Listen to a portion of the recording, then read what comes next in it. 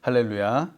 오늘도 보이지 않는 영적 전쟁에서 승리를 선포하는 우리가 되길 간절히 소원합니다. 아멘.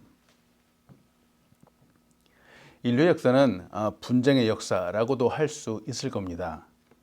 인간이 범죄한 이후로 우리에게는 정말 더 많이 소유하고 더 많이 억압하고 또 쟁취하려고 하는 욕심들이 생겼습니다. 그래서 빼앗으려고 하는 자와 빼앗기지 않으려고 하는 자 사이에서 분쟁은 끊이지 않고 있죠. 영토 분쟁이라고 불리는 전쟁이 있습니다. 또 민족 간의 갈등과 분쟁은 당연히 있었고요. 그리고 서로 다른 이념을 통한 분쟁도 있었습니다. 우리 역사에는 정말 수많은 이슈들이 있었고 이로 인해서 수많은 인명 피해를 가져오게 되었습니다. 오늘날에는 이 분쟁의 요소들이 더더욱 많아지는 것 같습니다. 세분화되죠. 민족이나 인종에 대한 분쟁들이 있고 또 아주 치열한 종교 분쟁도 있습니다. 역사, 문화, 정치 그리고 또 더더욱 복잡한 요소들이 모두 분쟁의 요소들이다라고 할 수 있습니다. 분쟁한다. 간단히 말하면 옳은가 그른가 바로 이것을 놓고 싸우는 것이죠. 서로 옳다고 주장하기에 결론이 나지 않습니다. 그래서 국가 간에도 분쟁을 해결한다고 하지만 결코 쉽지 않죠.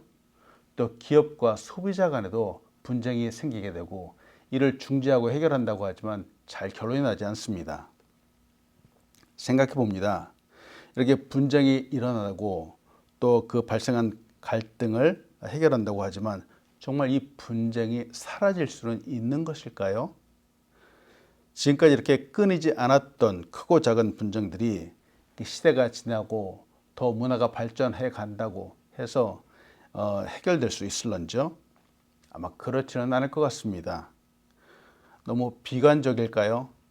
세상은 늘 평화를 주장하고 싸움, 분쟁, 또 전쟁이 없는 세계를 만들자라고 하지만 아마 우리가 사는 이 세대는 분쟁은 없어지지 않을 겁니다. 이는 마치 빛과 어둠이 같이 공존하는 것과 같습니다. 동전이 앞뒤 양면이 서로 공존하는 것과 같죠. 서로 타협하여 중재한다는 개념도 있겠지만 빛과 어둠은 서로 섞일 수 없습니다. 즉 하나님과 세상의 악이 서로 타협할 수 없는 것과 같습니다. 예수님은 제자들에게 사람들에게 경고의 메시지를 주고 계시죠. 사람들과의 갈등이 심해졌기 때문입니다.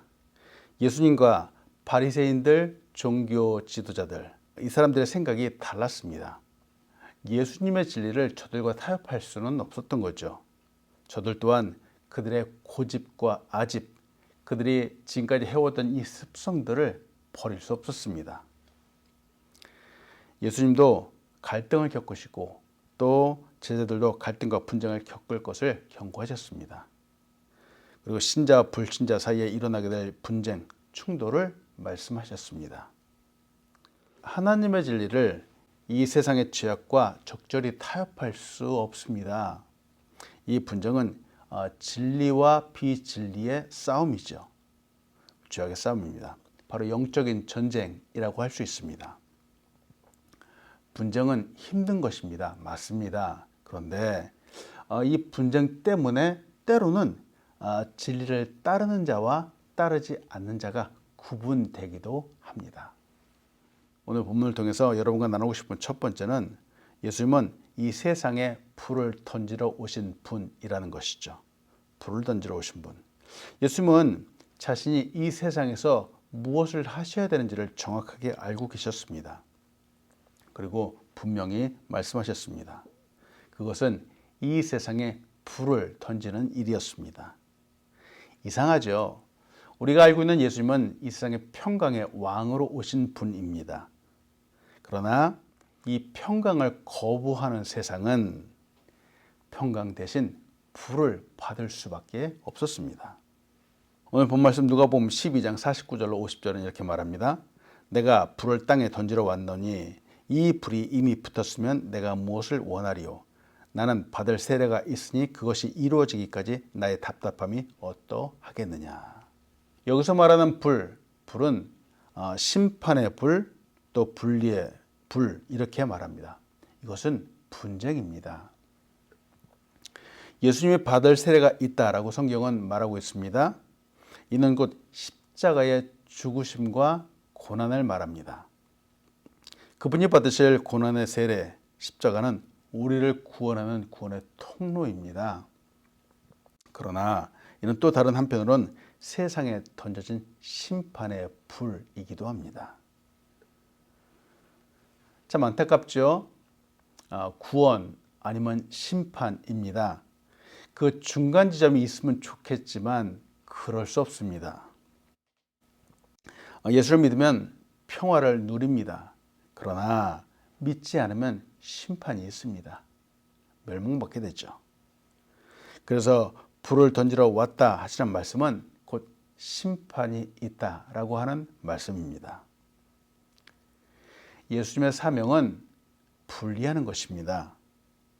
그것도 급진적인 분리의 사명이라고 할 수 있습니다. 즉 믿는 사람과 믿지 않는 사람은 분리될 수밖에 없습니다. 지금은 우리가 사는 세대는 적절히 섞여 있는 것 같지만 주님이 다시 오실 때 정말 심판의 때에는 명확하게 구분될 수밖에 없는 거죠. 분리될 수밖에 없는 겁니다. 이 사명을 안고 예수님께서 이 땅에 오셨습니다.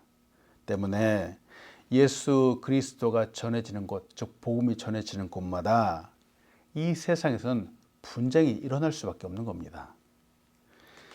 예수님이 불을 던지시면서 일부러 이 세상을 혼란에 빠뜨리고자 하는 것이 아니었습니다. 그런 뜻이 아닙니다. 오히려 예수님이 주시는 참된 평화가 이루어지기 때문에 그래서 거짓 평화가 깨어져야 한다라고 하는 이런 의미입니다. 사람은 구원받을 수 있습니다. 바로 예수 그리스도가 이 땅에 오신 이유가 바로 우리 사람을 구원하시기 위해서입니다. 그런데 사탄은 구원받을 수 없습니다. 사탄은 구원받을 수 없기 때문에 이 구원의 복음에 저항하게 되는 거죠. 50절에 보니까 이루어지기까지 나의 답답함이 어떠하겠느냐라고 예수님이 말씀하시죠. 이는 십자가의 구속, 죽으심, 이것은 예수님의 사명입니다. 그러나 십자가를 향하여 간다라는 것은 결코 쉬운 일이 아니죠. 예수님은 하나님이셨습니다. 그렇지만 하나님이심에도 불구하고 이것이 일순간의 결심이나 그냥 가벼운 마음으로 십자가를 지신 것은 아니죠. 이는 정말 고통을 더하는 엄청난 심적이며 육적인 고난을 의미합니다. 그런 무거운 예수님의 마음을 나타낸 것이죠. 누가복음 12장 51절로 53절을 봅니다. 내가 세상에 평화를 주려고 온 줄로 아느냐? 내가 너에게 이르노니 아니라 도리어 분쟁하게 하려 함이로다. 이후부터 한 집에 5명이 있어 분쟁하되 셋이 둘과 둘이 셋과 하리니 아버지가 아들과 아들이 아버지와 어머니가 딸과 딸이 어머니와 시어머니가 며느리와 며느리가 시어머니와 분쟁하리라 하시니라. 오늘 본문을 보니까 예수님은 십자가가 지금 당장은 이 세상에 완전한 평화를 가져다 주지 않는다라고 말씀하셨죠. 예수님이 오셔서 이 땅에 평화가 임하게 되는 것은 맞습니다. 이를 위해서 오신 것이죠. 이사야서 9장 6절은 예수님을 이렇게 말씀하죠. 이는 한 아기가 우리에게 낳고 한 아들을 우리에게 주신 바 되었는데 그의 어깨에는 정사를 메었고 그의 이름은 기묘자라 모사라 전능하신 하나님이라 영존하시는 아버지라 평강의 왕이라 할 것임이라. 그런데 예수님이 주신 평화는 선과 악이 구분되고 또 분리되는 심판이 있은 후에 바로 그 후에 온전히 임하게 되는 평화입니다. 이 땅에 여전히 악이 남아 있는데 온전한 평화가 올 수 없겠죠. 그래서 예수님이 이 땅에 오신다는 것은 평화가 임하는 시작을 말합니다. 또 동시에 악이 소멸되는 것을 말하기도 하죠. 선과 악, 참과 거짓, 그리고 진리와 비진리, 이것은 갈등하고 분쟁할 수밖에 없습니다.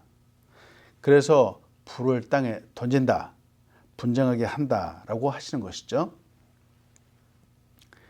사람들이 복음을 듣고 예수 그리스도를 알게 되고 믿게 되어서 구원받게 되었습니다. 그리고 죄를 떠나서 하나님께로 오게 되면은 여전히 마귀를 따라가며 또 복음을 반대하는 사람들과 충돌이 일어날 수밖에 없죠. 이것이 아버지가 아들과 또 어머니가 딸과 그리고 시어머니가 며느리와 분쟁하게 되는 그 모습으로 나타나게 된다라고 하는 겁니다. 한 식구 중에서도 진리를 받아 믿는 자는 이전의 죄악에서 떠나 하나님께로 당연히 돌아오게 되겠죠. 그러나 이 한 식구 중에서도 여전히 믿지 않는 사람들이 있습니다. 세상과 마귀를 따라가기 때문에 이 식구 중에서도 이 집안에서도 충돌과 분쟁이 일어나게 될 수밖에 없습니다. 이와 비슷한 것들이 바로 한국 문화에서 많이 일어났었습니다. 한국은 조상에게 차례를 지낸다라고 하는 유교 문화가 강한 나라입니다. 그런데 예수 믿게 된 아들과 며느리는 더 이상 그 제사상 앞에 절을 할 수 없는 겁니다. 이로 인해서 크고 작은 분쟁들이 많이 일어났었습니다. 예수 믿는데 적절히 믿을 수 없는 것이죠. 십자가 앞에서 사람들은 주님을 믿든지 아니면 배척하든지 둘 중에 하나를 선택해야만 됩니다. 이것도 좋고 저것도 좋고 그럴 수 없습니다. 분명한 믿음을 가져야 되기 때문에 이는 불가피하게 분열, 분쟁을 일으킬 수밖에 없었습니다. 예수 믿는다는 것 때문에 가족과 싸우게 되고 또 외면을 받게 되고 분쟁하게 될 수 있습니다. 그러나 요한복음 15장 18절로 19절은 이렇게 얘기를 합니다. 세상이 너희를 미워하면 너희보다 먼저 나를 미워한 줄 알라. 너희가 세상에 속하였으면 세상이 자기의 것을 사랑할 것이나 너희는 세상에 속한 자가 아니요 도리어 내가 너희를 세상에 택하였기 때문에 세상이 너희를 미워하느니라. 여러분, 예수 믿는 것 때문에 미움받을 수 있습니다. 그러나 믿음에 굳게 서시기 바랍니다. 영적인 전쟁에서 승리하시기 바랍니다. 두 번째로 오늘 여러분과 나누고 싶은 것은 시대를 분별하여 아직 남아있는 기회를 보십시오라는 것이죠. 시대를 분별하는 것, 그래서 아직 남아있는 기회를 본다라는 것이 바로 지혜입니다. 예수님은 제자들에게 하셨던 말씀을 이제 마치시고 이제 무리를 향해서, 사람들을 향해서 말씀을 하시죠. 이 말씀은 천지의 기후 조건을 비유로 해서 하신 말씀입니다. 십자가 사건 이후에 이제 완전한 새로운 시대가 올 것이다 라고 사람들에게 말씀하시는 거죠. 누가복음 12장 54절로 56절 말씀입니다. 또 물에게 이르시되 너희가 구름이 서쪽에서 이는 것을 보면 곧 말하기를 소나기가 오리라 하나니 과연 그러하고 남풍이 부는 것을 보면 말하기를 심히 더우리라 하나니 과연 그러하니라. 외식하는 자여 너희가 천지의 기상은 분간할 줄 알면서 어찌 이 시대는 분간하지 못하느냐. 팔레스타인이라고 하는 이 지역은 지중해와 접해 있는 지역입니다. 이 서쪽인 지중해에서 습도 높은 그런 바람이 불면 구름이 형성됩니다. 이렇게 구름이 형성되면 곧 비가 올 것이다 라는 것을 사람들이 보고 알게 되었습니다. 그리고 또 때로는 남풍이 불기도 했습니다. 근데 이 남풍은 시로코라고 이름이 불리기도 했는데요. 남쪽 아라비아 광야로부터 불어오는 아주 더운 바람입니다. 사막의 더위를 몰고 오는 바람이죠. 이 바람이 불면은 이 팔레스타인 지역은 아주 더운 기후가 됩니다. 사람들이 이렇게 구름이 형성되거나 혹은 뜨거운 바람이 불 때 이 변화, 자연을 통해서 일기의 변화를 예측하게 되는 거죠. 이들은 구름이나 바람의 조짐을 분간할 줄 알았습니다. 하나님의 아들 예수님이 이 세상에 오신 것은 결코 예사로운 일이 아니었죠. 그러나 예수님이 하나님의 일을 행하는 것을 보면서도 진리를 깨닫지 못했습니다. 날씨는 분별하면서도 진리는 깨닫지 못했죠. 옳은 것을 옳다라고 하지 못했습니다. 즉 사람들은 영적으로 참 아둔해 있다라고 볼 수 있죠. 예수님은 이 사람들을 외식하는 자라고 책망하십니다. 시대마다 또 시대의 흐름, 시대의 정신이 있습니다. 56절에서 이 시대를 분간하지 못하느냐라고 하는 이 뜻은 시대의 흐름, 시대의 정신을 분간하지 못하는가라고 하는 것이죠. 예수님을 보면서 또 예수님을 통해서 새로운 시대를 생각하지 못하는 것에 대한 책망입니다. 오늘 본 말씀 누가복음 12장 58절 59절을 봅니다. 내가 너를 고발하는 자와 함께 법관에게 갈 때에 길에서 화해하기를 힘쓰라. 그가 너를 재판장에 끌고 가고 재판장이 너를 옥졸에게 넘겨주어 옥졸이 옥에 가둘까 염려하라. 내게 이르노니 한 푼이라도 남김없이 갚지 아니하고서는 결코 거기서 나오지 못하리라 하시니라. 한 푼, 지극히 작은 돈입니다. 얼마 전에 보았던 거 마치 한 아사리온으로 계산되는 참새 2마리의 값을 계산하는 것과 같습니다. 정말 낮은 가치의 돈이기도 합니다. 그런데 이렇게 작은 것까지 다 계산해야 된다는 것이죠. 다른 말로 하면 화해를 꼭 해야 된다는 겁니다. 화해를 하지 않으면 빠져나올 수가 없다라고 하는 것인데요. 가능하면 싸우지 말고 화해하고 살아라 하는 것이죠. 하나하나 따지면 결국 재판소에 가게 될 수밖에 없습니다. 재판소에 가서 하나하나 따지게 되면 정말 한 푼이라도 내야 되는 그런 상황이 발생하게 되죠. 물론 이 말씀을 해석하는 것은 참 예민하기도 합니다. 이는 최종적으로는 하나님과 화해하라는 뜻이죠. 채무자가 있습니다. 빚진 자가 있습니다. 이 빚진 사람이 법정에 서기 전까지 어떻게 해서든지 일을 해결해야 됩니다. 채권자와 화해를 해야지 감옥에 갇히지 않게 됩니다. 이것이 잡히지 않는 유일한 방법이죠. 유대인들도 하나님의 심판이라고 하는 이 법정에 서기 전까지 하나님과 화해를 해야만 됩니다. 그것은 늦기 전에 시대의 징후에 따라서 즉시 분별하여서 해결해야 된다라는 것이죠. 빨리 회개하고 바로된 삶을 살아야 한다는 것을 의미합니다. 때가 있습니다. 재판장에 가기 전까지 이 빚의 문제를 해결하지 않으면 안 된다는 거죠. 심판의 날까지 우리의 죄의 문제를 해결하지 않는다면 그 심판에서 나올 수 없다라고 하는 겁니다. 말씀 마칩니다.